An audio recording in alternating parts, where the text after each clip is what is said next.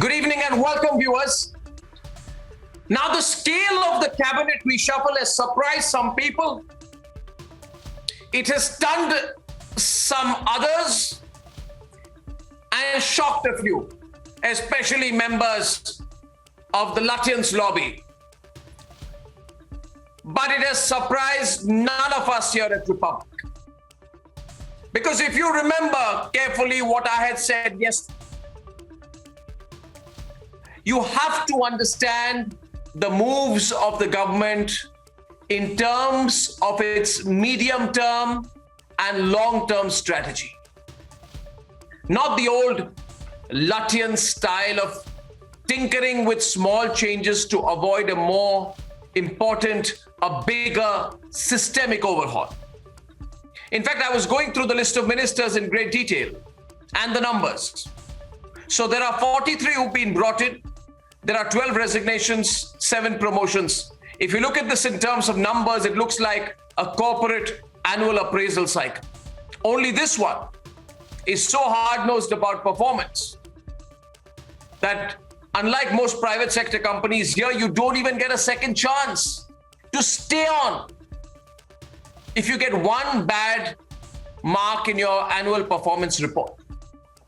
So it's very hard-nosed on performance, but let me run you through my analysis on the numbers. There is more. One, this is one of the youngest cabinets ever. Personally, I think the average age is still very high at 58. But it's way lower than any cabinet earlier, which is good. It needs to be brought down. Maybe one day we'll have a cabinet where the average age, or a council of ministers where the average age is 50 or even lower. Secondly, there are 14 ministers and 6 of cabinet rank who are in their 40s or younger. We like that here at Republic. That's fantastic.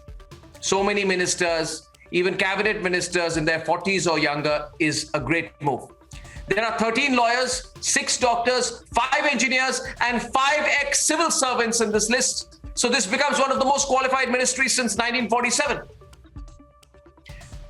There are 4 ministries, including health, which have seen a complete change, which means the cabinet minister is out, the minister of state is out. So both cabinet and MOS level ministries the names have changed, which means there has been some very hard-nosed performance review by the Prime Minister. The tone is therefore completely uncompromising. It's a typical Prime Minister Narendra Modi tone: deliver or out. As they say, shape up or ship out.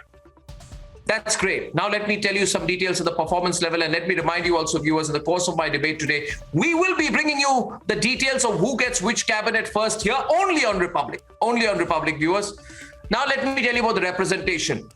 27 of 77 ministers. That is effectively over 35%, well over 1/3 are from the OBC communities.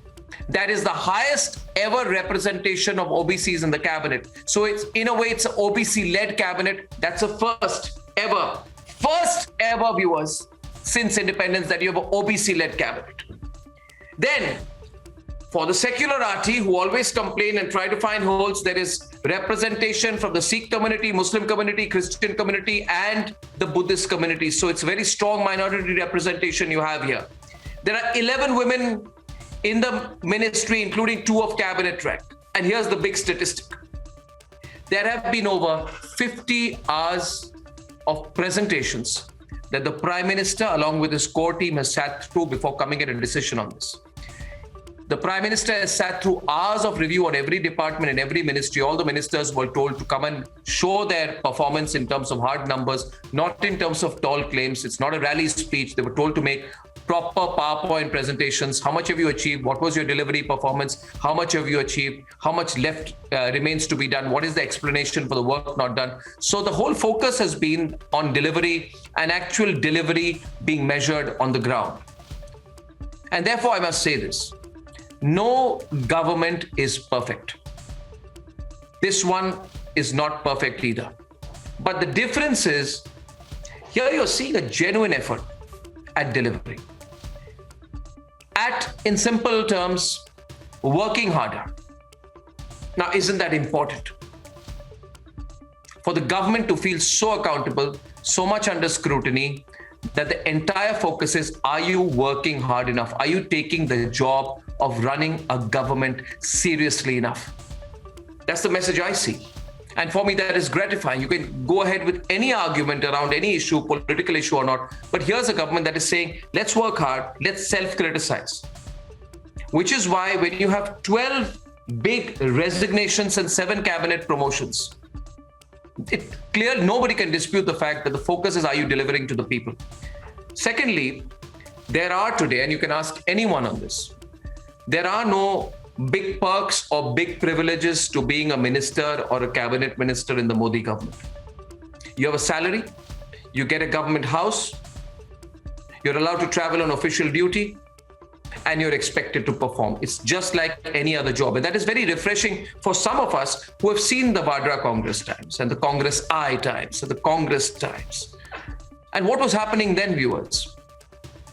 You had a prime minister who had to come in a press conference and say, I compromise because of the compulsions of coalition politics. I have to take in people who are allegedly corrupt, but I have to compromise. You had a prime minister who spoke that kind of a unfortunate language. You have seen times when some allies of the Congress were given juicy ministries where money was there to be made. And you have seen cases where ministries were literally weighed, especially the economic ministries, on how large the private contracts are, which they can give to foreign players, or for obvious reasons. I don't want to go into details on that, but you remember those times, and then look at those cabinets and the style of functioning then, and then just look at this one. And ask yourself tonight, even if you are a hardened critic of the Prime Minister or a hardened critic of the Modi government, ask yourself whether or not times have changed. Whether this is setting the stage for a better India, for a better country, for our future generations, for our children and our children's children. Is this setting the stage for that? Where every member of the 77-member cabinet knows that this job comes with accountability and responsibilities. And I can tell you this, viewers, this is a new generation of India that is coming up through sheer merit. Meritocracy has begun to matter. And for all of us who have come through, whether in politics or in professions, whether in journalism, whether in the private sector, whether in the corporate sector, whether in any industry, for all of us who have felt that in this country, you have to perform, achieve, establish your credentials. This cabinet expansion or reshuffle, whatever you call it, comes with a very gratifying feeling that the highest people in this government know that they are under scrutiny. Where every minister, including those who are sworn in today, will tell you that they know that they are under watch. First, your watch and my watch. And secondly, and this might put them more under scrutiny, or at least a feeling of being under scrutiny, they are under watch by the Prime Minister himself. That's how I look at today's expansion, viewers. Tell me what you think. I'd love to hear from you. I'd love to take your responses.